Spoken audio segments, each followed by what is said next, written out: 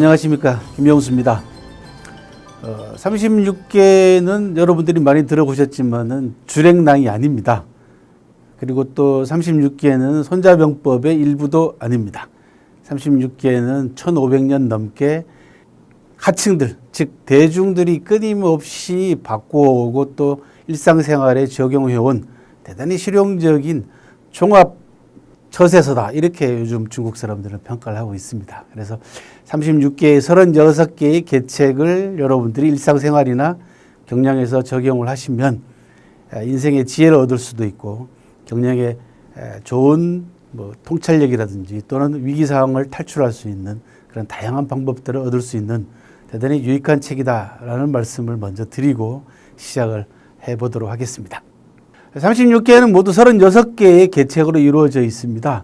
성공계부터 시작해서, 즉 성공계라는 것은 그 승전계라고 얘기합니다. 전문적인 용어로는. 즉 승리할 수 있는, 확실하게 승리할 수 있는 승전계부터 시작해서 나의 패배가 확실시되는 패전 상황에서 완전한 패배가 아닌 또 하나의 재기를 위한 틈을 만들어내는 패전계까지 모두 6개 카테고리 66, 36, 36개로 이루어져 있습니다. 먼저 제1계인 만천과외부터 여러분들에게 소개하도록 하겠습니다. 만천과외는 좀 어려운 한자이긴 합니다만은 그대로 뜻을 풀이하자면 하늘을 속이고 바다를 건넌다, 이런 뜻입니다.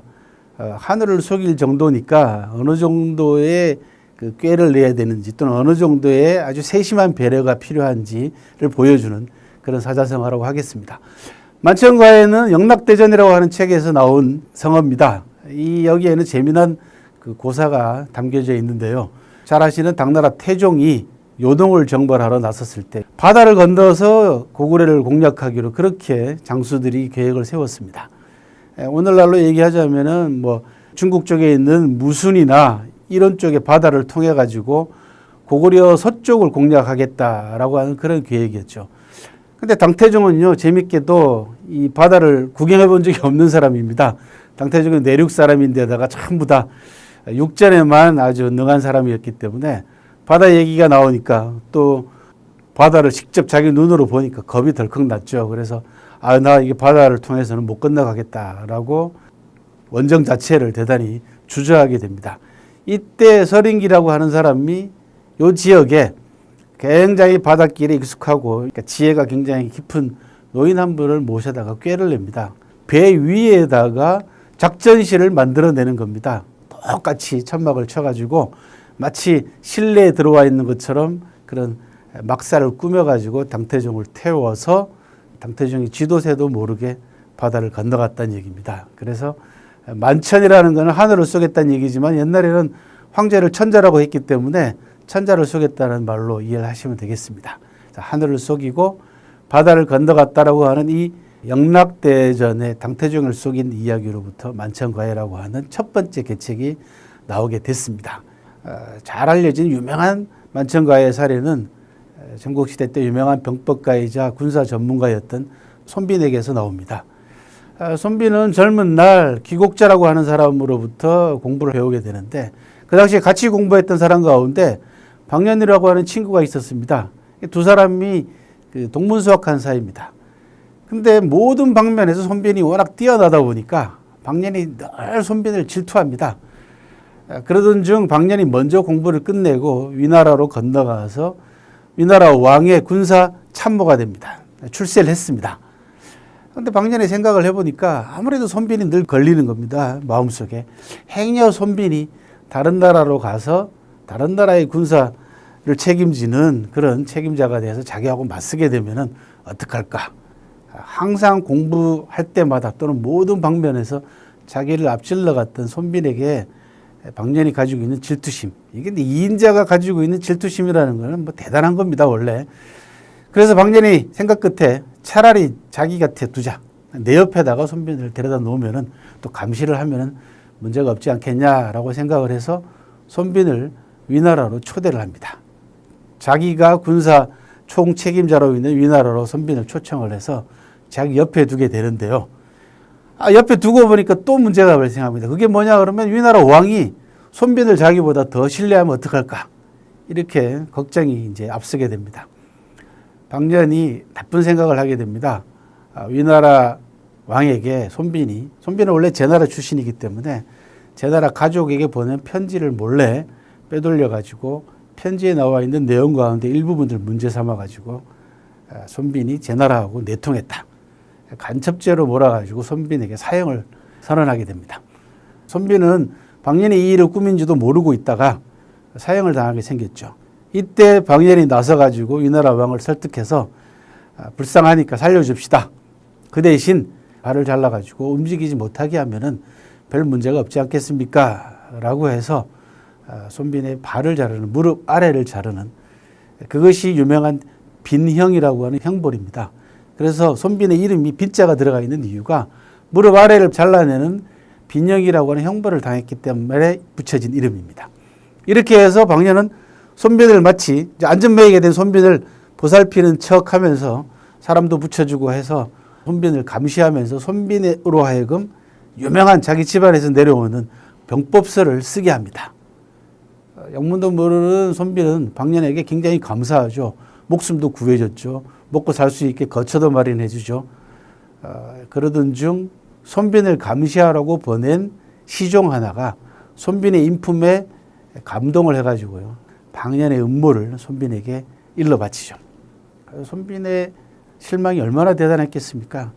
믿고 자기를 구해줬다라고 감사하는 은인처럼 생각했던 방년이 사실은 자기 자신의 무릎 아래를 잘라버리는 안전뱅이로 만든 그런 원흉이었습니다. 손빈은 이제 죽음 속에서 탈출해야 되겠다라고 결심을 하고요. 미치광이로 가장을 합니다. 밥을 갖다 주면은 이게 독이 들었다라고 팽개쳐 버리고요.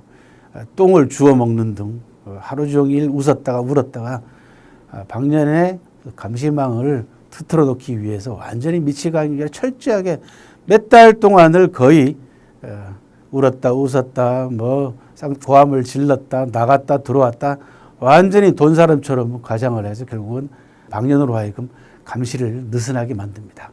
방년의 입장에서는 이제 미치광이가 병법서를 쓸 수도 없는 입장이니까 거의 방치하다시피 하죠. 이 틈을 타가지고 손빈이 제나라에서 온 사신하고 접촉을 해가지고 결국은 방년의 마수로부터 탈출하는 그런 유명한 일화가 여러 가지 기록에 남아 있습니다. 방년으로부터 벗어났던 손빈이 썼던 이 계책을 후대 사람들이 만천가의 계책의 하나로 포함을 시킴으로써 대표적인 사례로 남게 된 겁니다. 손빈의 이 만천가의 사례는요, 수천 년 동안 2000년 넘게 많은 사람들에게 많은 영감을 줬던 그런 사례로 남아 있습니다. 만천가의 사례 가운데 제가 흥미있게 본 기록 가운데 하나는요, 미국하고 프랑스 사이에 무력 거래에서 일어났던 아주 재미난 사건입니다. 그 당시 미국은 이제 유럽으로부터 소비재를 또는 또 물건들을, 상품들을 많이 수입하는 그런 상황이었습니다.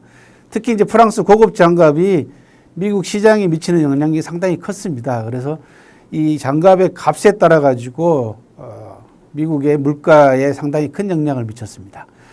타일러라고 하는 중개상인이 어떻게 하면은 이 고급 장갑에다가 관세를 덜 물리고 또는 미국이 물려놓은 관세를 피해서 미국에다가 조금 싼 값에 또 자기는 이윤을 많이 붙여가지고 싼 값에 많은 그 돈을 벌어볼까 고민한 끝에 그 1만 세트의 고급 장갑을 5,000개씩 나눠가지고 미국으로 일단 보냅니다.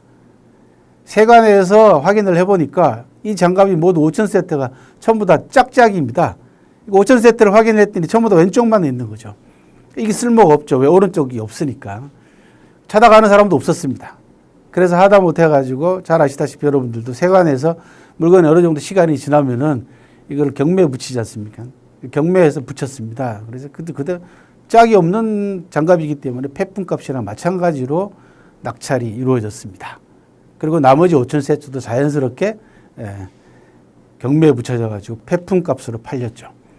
그렇게 해서 그 경매에 넘어온 것을 폐품값으로 타일러가 낙찰을 받아가지고 사는 사람도 없지 않습니까? 짝짝이니까. 그렇게 해서 두 개를 합쳐서 비싼 값에 팔아서 큰 돈을 벌었다라고 하는 그런 사례가 전해옵니다. 36개는 전부 다 평범한 속에 뭔가의 의도를 숨겨서 상대편이 알아채지 못하게 함으로써 내 생각과 내 의도와 또는 내 경영 방식을 성공시키는 그런 계책들로 이루어져 있습니다. 제1계인 만천과에는 성공하려면 어느 정도 속임수가 필요하다, 이렇게 간단하게 말씀을 드릴 수가 있겠는데요. 여기서 말하는 속임수라는 건 나쁜 마음을 쓰는 게 아닙니다. 좀 더 정확하게 말씀을 드리면 내 목적과 내 의도를 상대편에게 확실하게 성사시키기 위해서, 성공시키기 위해서는 내 의도를 숨겨라, 그런 얘기입니다. 알려주지 말란 얘기고, 또 하나는 상대편이 내 의도를 알아채게 만들지 않기 위해서는 또 다른 가상을 만들어내는 방법이 필요하다, 그런 겁니다. 흔히 보이는 사물 속에 내 진정한 의도를 숨기면 상대를 속이기가 더 쉬워집니다. 당태종을 속이기 위해서 똑같은, 평지하고 똑같은 막사를 만들어서 바다를 건너갔던 만천과의 사례하고 지금 말씀드린 거하고 정확하게 일치합니다. 흔히 보이는 사물 속에 내 진정한 의도를 숨겨라. 그러면 내 의도가 성공하기 훨씬 더 확률이 높아진다. 만천과의 메시지였습니다. 고맙습니다.